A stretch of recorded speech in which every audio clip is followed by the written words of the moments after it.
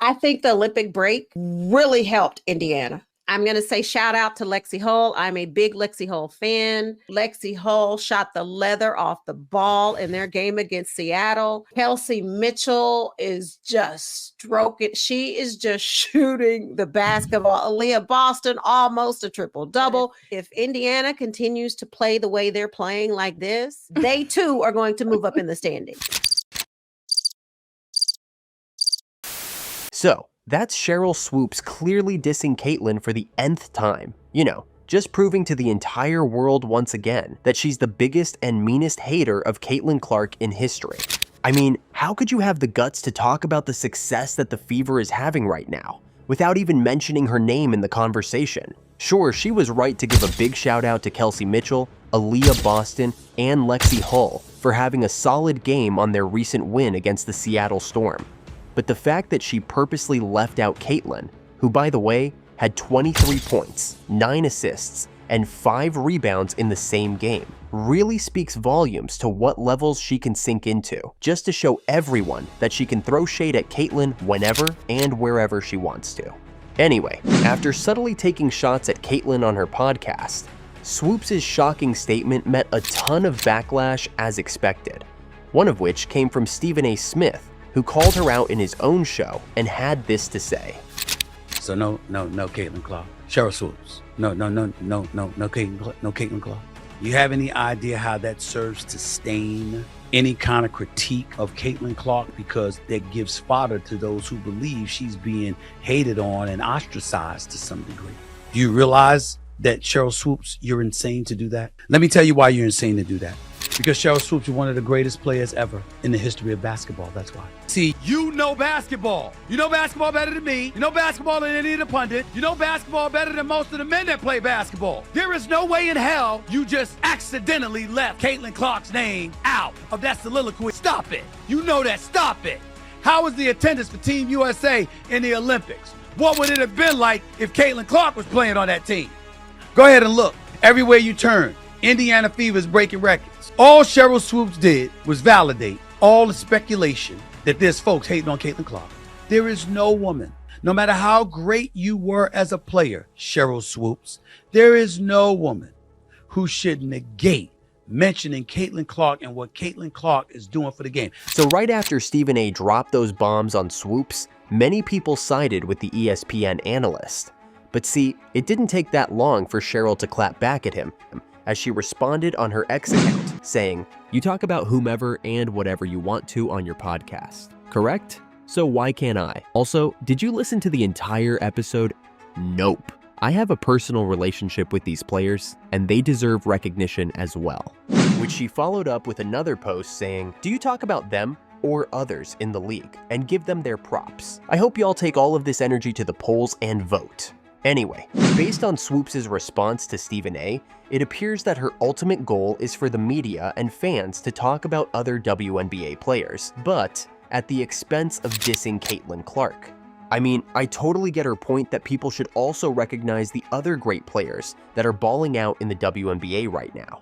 But see, here's the cold hard fact that Sheryl doesn't get. No one really knew about these players that she's talking about until Caitlin Clark arrived on the scene and brought crazy amounts of eyeballs to the WNBA. I mean, not to disrespect or anything, but just to be brutally honest here, no one really cared nor knew about Aaliyah Boston, Lexi Hull, Kelsey Mitchell, or the entire Indiana Fever team before Caitlin got drafted and made them all relevant. So, to diminish and belittle what she has done, not just for the WNBA, but for women's basketball as a whole, is just completely egregious and somewhat borderline criminal. See, if Swoopes' genuine intention is to elevate the other players in the league, she could have just praised them while at the same time give Caitlin her much-deserved flowers and not tear her down instead. I mean, it's that simple. Anyway, going back to her post earlier, she blasted Stephen A. for judging her right away even though he hasn't listened to the entire podcast. Well, to save Stephen A. some time, I actually took the liberty to listen to her podcast. And to my surprise, listening to the entirety of it could actually put more fire under her. Because after leaving Caitlin out of the equation regarding the Fever's recent success, here's what she talked about next. Shout out to Angel Reese, even in a loss. Listen, say what you want to say about how she's getting all these rebounds. You can get 20 rebounds. I don't care if you're rebounding your own. But the thing is with Angel just has a knack for the basketball.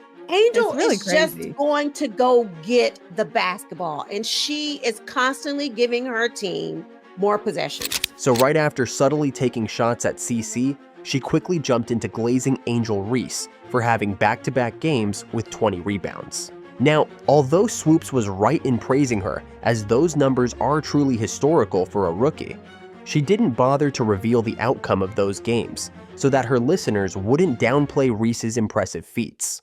See, here's what Swoopes doesn't want her listeners to know about.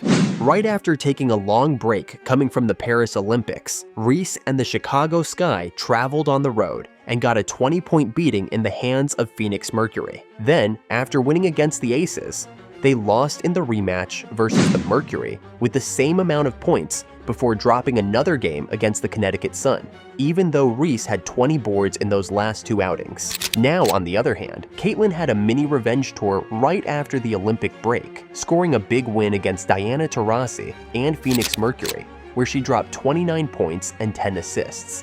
And then in the next game, she led the Fever to another win, this time against the Seattle Storm, where she racked up 23 points, 9 assists, and 5 rebounds.